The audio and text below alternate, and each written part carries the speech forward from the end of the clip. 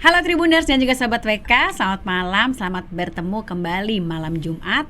Bukan malam yang panjang, tapi malam yang pas buat ngobrolin tentang edukasi seksual. Gitu ya dokter ya.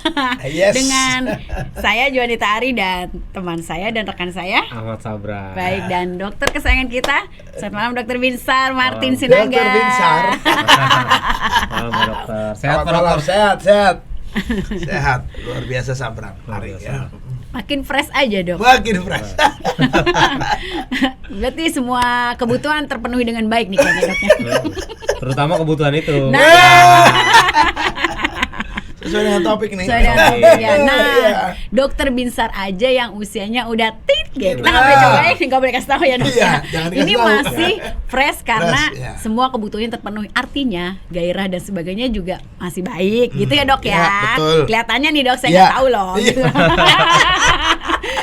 Oke, sekarang kita Iya. ngobrol ini banyak banget keluhan di masa saat ini, apalagi jadi problem sosialita Bung Sabra. Iya. Jadi gairah seks menurun pada wanita muda lah, masih muda gitu kan? Masih muda. Nah, Sudah gitu nggak kan. bergairah. Ya, banyak faktor sih dok. Ya. Satu dibilang sibuk, Ya. satu lagi dia merasa, aduh, apakah aku bisa membahagiakan pasangan aku? Nah, ini gimana dok? Kayak begini kita Baik. harus seperti apa kalau misalnya ada satu wanita yang mengalami hal seperti ini? Sebenarnya banyak dokter. Ya. Selamat malam Tribuners, sahabat WK ya. Jadi gairah seks yang menurun pada wanita muda. Kalau tua normal. Iya, udah waktunya gitu ya dok ya. Udah pasca menopause ya. Jadi saya memperhatikan ide ini tercetus dari banyak pertanyaan ya. Ya kan kita membangun istilahnya talk show ini kan perlu yang namanya ide-ide yang saya lihat dibangun dari yang namanya permasalahan yang terjadi di masyarakat. Ya. Saya melihat kok banyak sekali yang bertanya kenapa gairahnya hilang. Padahal usia masih 30-40. Wanita muda lah. Masih produktif ya. Iya. Taruhlah di bawah 45 lah. Ya, 40-an lah, 35-40.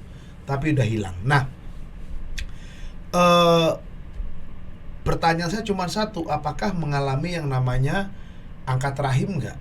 Atau angkat indung telur tidak? Kalau misalnya enggak dok, Kalau misalnya dia diangkat rahimnya atau indung telurnya, berarti oh ya menopause dini. Oke. Alasan diterima, masuk akal, akan mengalami gangguan hasrat, penurunan hasrat atau libido. Tapi menjadi problem adalah pada saat dia mengalami yang namanya normal, tidak ada problem di ovariumnya, di rahim tidak diangkat ya, artinya tidak ada problem. Nah, menjadi satu buat kita kegelisahan ya, karena masyarakat modern itu akan makin kompleks problemnya, makin banyak sekali masalahnya. Nah, saya melihat ada satu yang namanya pernah nggak kita mendengar Mbak Ari atau Mas Sabran, primary ovarian insufficiency. Jadi kegagalan primer dari fungsi ovarium. Jadi ternyata dalam pengamatan secara kedokteran atau secara organ tubuh wanita, hati-hati dengan kasus ini, primary ovarian insufficiency (POI). Jadi artinya ternyata ovariumnya itu sebagai fungsi ovarium itu apa? Selain membuat telur, dia juga sebagai apa? Pembuat hormon estrogen. Nah, jadi estrogen memang tidak 100% dibuat di indung telur, dia juga ada di uterus atau rahim, ya. Rahim sama indung telur. Tetapi yang menjadi masalah pada waktu tidak terdeteksinya si wanita itu mengalami gagal fungsi ovarium. Oh gitu dok. Sehingga akhirnya estrogennya drop, yang tidak pernah diketahui oleh si wanita tersebut. Ini nomor satu. Kita harus tahu penyebab tersering wanita muda. Kenapa gairah seksnya menurun? Yang sering, yang harus kita waspadai ini, gagalnya fungsi ovarium. Ini penyebabnya apa? Genetik. genetik. Cirinya kayak apa dok? Nggak ada cirinya. Oh, jadi nggak terdeteksi. Nggak terdeteksi. Gitu ya? Oh, bahaya juga berarti dok. Tapi akibatnya apa? Selain estrogennya turun, indung telur ya, ovariumnya, estrogennya turun, dia nggak punya telur. Akhirnya apa? Mandul, nggak bisa punya anak. Nah, biasanya itu menyertai. Itu nomor 1. Ya, saya sebutkan akan beberapa penyebabnya. Jadi penyebabnya apa? Ovarium itu gagal fungsi? Nggak ada. Tidak bisa katakan fungsi karena virus, nggak ada. Jadi secara genetik aja. Nah, itu nomor 1. Akibatnya dia mandul, gairah seksnya hilang. Yang kedua, gairah seks turun itu oleh karena problem sakit penyakit. Dia punya sakit, misalnya Mbak Arya, seorang wanita estrogennya normal, dia tidak, tapi dia ternyata sakit. Sakitnya apa? Mungkin sakit keganasan dari usia muda. Cancer gitu. Leukemia biasanya. Kalau cancer kita katakan tumor cancer payudara, cancer mama, cancer rahim itu kan biasanya usia-usia ke atas ya, 55 ke atas. Tapi misalnya leukemia, lalu istilahnya dia talasemia, ya problem sakit kanker darah gitu kan, ada usia dari muda ya. Lalu problem ginjal misalnya ya gagal ginjal yang dari usia muda ada kan. Penyakit problem ginjal glomerulonefritis itu bisa menyebabkan yang namanya gagal ginjal pada usia muda. Nah, itu juga bisa menyebabkan turunnya estrogen, gairah seksual. Tapi estrogennya tetap. Estrogennya bisa saja normal, bisa saja turun. Karena yang jelas problem pertama estrogen turun karena gagal ovarium. Ya. Yang kedua problem kebugaran tubuh dia. Lalu mungkin ada sakit yang namanya diabetes sedari usia muda. Diabetes tipe 1. Nah, itu bisa menyebabkan itu. Nah, lalu itu menyebabkan gairah seks yang menurun. Bisa saja tadi pertanyaan Mbak Ari, estrogennya bisa saja normal, bisa saja turun. Lalu yang ketiga mungkin ini adalah problem yang namanya problem psikis. Apa yang menjadi problemnya Mbak Ari? Trauma biasanya, Mas Abran. Trauma di masa remaja, diperkosa, pelecehan, sehingga dia sedikit resisten dengan yang namanya seksual. Pasti menurun gairah dia. Nah, itu ya, jadi trauma itu akan menyebabkan yang namanya penurunan gairah seksual pada wanita muda. 3 ini yang paling sering. Mungkin yang lain banyak, tetapi 3 ya pada wanita yang heteroseks ya. Yang partner seksnya seorang pria, bukan sesama ya, heteroseks itu Mbak Ari. Baik, Dok, ini ada pertanyaan gini Bung Sab. Jadi wanita ini dijodohkan, gitu ya. Dia usianya saat ini 35 tahun, Dok. Dia tuh nanya, saya tuh nggak tahu juga gimana caranya melakukan hubungan seks. Apa sih yang harus disiapin gitu, dokter? Silakan dokter. Ada loh ternyata Dok yang ada. Oke. Ya, jadi gini. Hari ini memang kita hidup ya, saya akhirnya mengistilahkan begini ya, zaman membingungkan buat saya. Kenapa saya bilang begitu? Di satu sisi stigma orang harus nikah. Harus ya, Dok. Nah, itu coba bayangkan ya. Di satu sisi orang katanya nikah cepat-cepat. Nah, ya. Di satu sisi karena tekanan kehidupan untuk namanya cari jodoh atau bagaimana terlupakan. Akhirnya sibuk kerja. Nah, lalu yang ketiga dijodohkan. Ya, harus nikah, enggak sempat mikirin dan dijodohkan. Dan akibatnya apa? Wah, banyak sekali. Iya, namanya dijodohkan pasti dia nggak punya persiapan ya. Saya banyak kasus itu problemnya apa yang harus disiapkan. Itu bagus berarti dia. Yang menjadi masalah Mbak Ari pada saat dia dijodohkan, apakah lawan atau pasangannya itu hetero atau homoseksual? Itu menjadi masalah baru lagi sekarang. Tesnya gimana gitu? Waduh. Saya dapatin 2 kasus sudah. Dijodohkan dan ternyata pasangan lakinya ya itulah saya bilang. Jadi menjadi problem baru. Jadi makanya, tetapi menanggapi pertanyaan tadi, Apa yang harus disiapkan? Yang penting disiapkan adalah fisiknya baik. Yang kedua adalah bagaimana berhubungan seks yang baik. Jadi sex education-nya harus benar, ya. Jadi buat tadi penanya tadi wanita pasti ya. Iya. Ibu atau mbak yang bertanya atau saudari yang bertanya, pertama tubuhnya harus bugar. Yang kedua, seks edukasinya dia harus tahu. Artinya bagaimana berhubungan seks yang baik, bagaimana memperoleh orgasme pada seorang pria dan wanita. Dan yang ketiga, ya, pada waktu mendapatkan yang namanya problem, ya harus ada support satu dengan yang lain. Dan yang keempat, nah ini biasanya target hubungan seks itu biasanya kan punya anak, Mas Abrannya, Mbak Arya. Nah itu harus diketahui bahwa pada waktu seseorang menikah, ya, 2 tahun adalah masa di mana dia dikatakan infertil atau tidak. Kalau di atas 2 tahun dia tidak mengalami kehamilan, berarti dia infertil, ya. Itu berarti harus segera ke dokter. Ya, gitu harus dok, diobatin lah gitu ya. Ya. Tetapi pada intinya tidak ada persiapan spesifiknya, adalah yang penting dia mencintai betul. Itu jangan sampai tidak mencintai lah, itu aja. Jadi kepaksa ya dok. Iya. Susah bergairah ya. Susah. Terpaksa. Terpaksa. Jadi dia hanya menyenangkan si laki. Yang perempuannya susah. Nah, itu juga problem. Ya, problem loh Mbak Ari sekarang, karena ini menjadi satu, saya katakan, problem di dunia atau di zaman yang modern, ya, di mana semuanya itu kadang-kadang maunya instan. Ya, gitu. Oke, itu aja. Oke, baik dokter. Kan kayak sekarang tuh kan ada fenomena yang di Jepang gitu loh, Bran. Resesi seks ya? Iya gitu loh dokter. Nah, Apa? Resesi seks.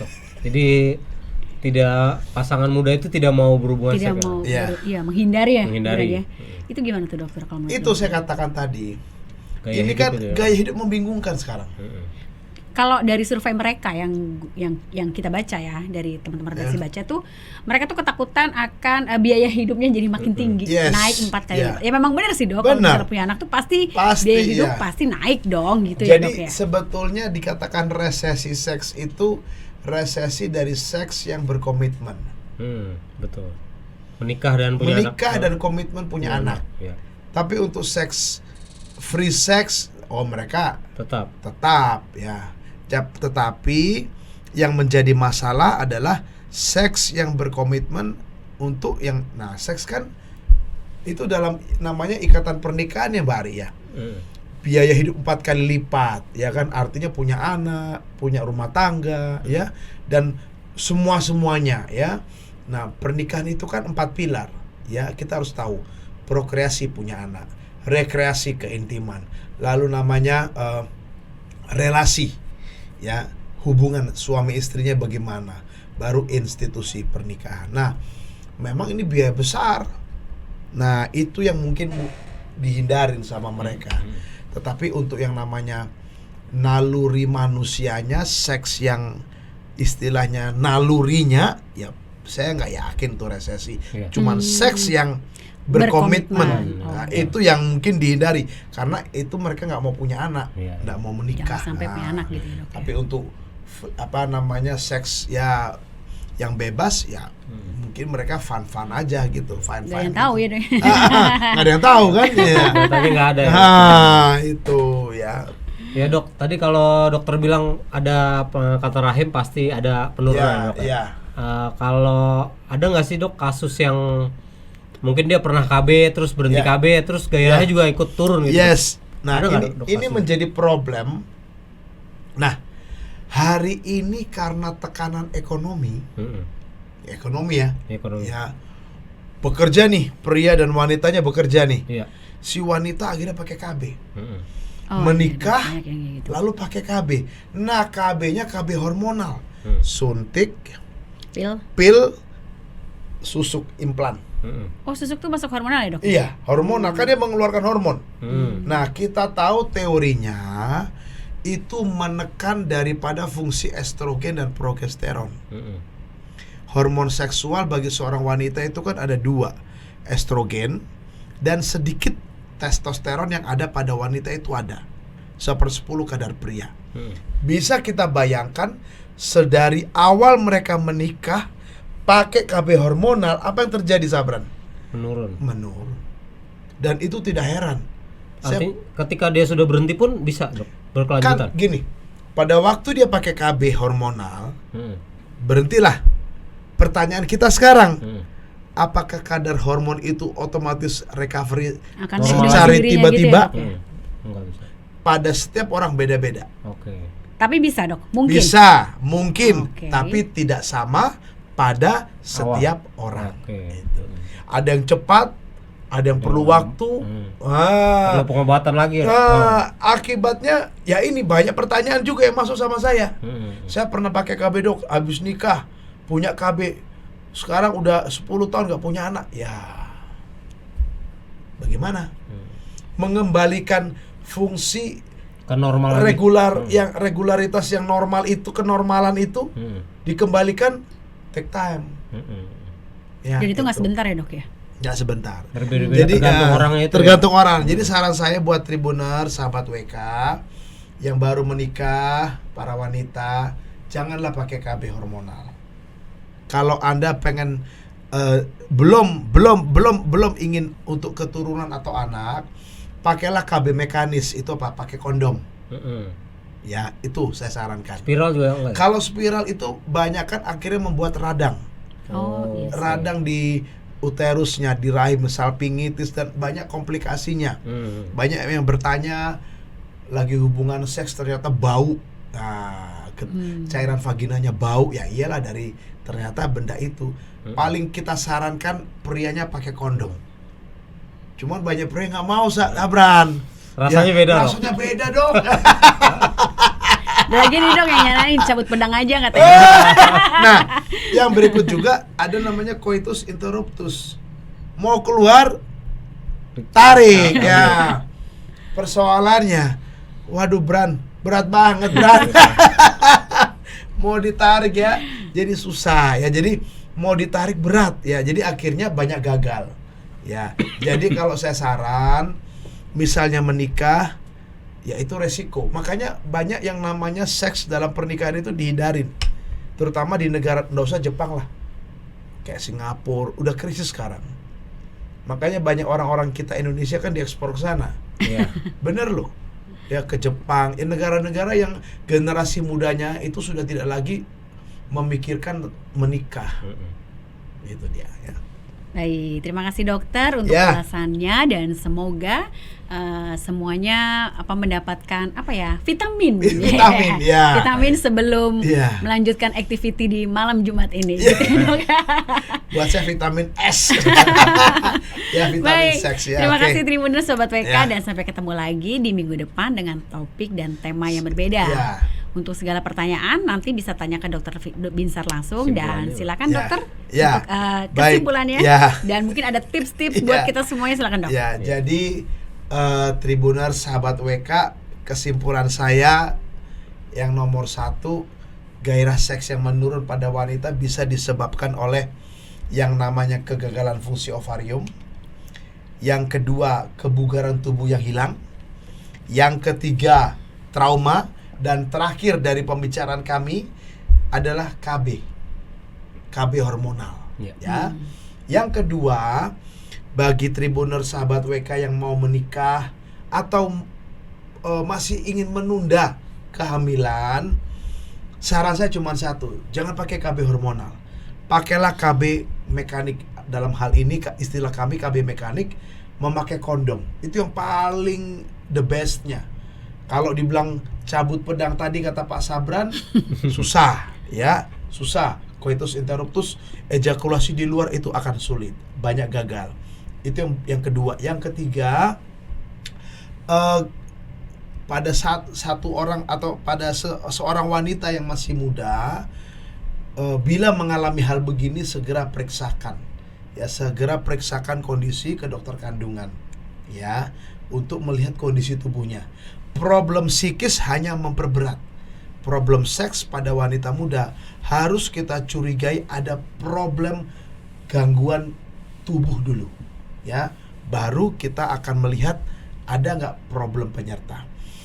Kalau ada pertanyaan silahkan WA saya ya, chat di 0813 8231 7586.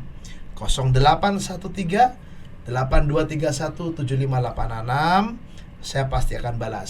Saya praktek di Depok, Bogor, dan di Jakarta Selatan ya, di Pondok Indah. Demikian Mas Sabran, Mbak Ari. Baik. Ya, talk show kita tentang gairah seks yang menurun pada wanita muda. Ya. Semoga teman-teman semuanya nggak termasuk dalam ini ya dok. Iya, betul. Masih Oke. muda ya. Baik, terima kasih semuanya. Sampai ketemu lagi minggu depan. Terima kasih dokter Bisa. Terima kasih Mas Terima kasih, Sabran, Bu Mbak Ari. Sam. Ya. Jangan lupa subscribe ya.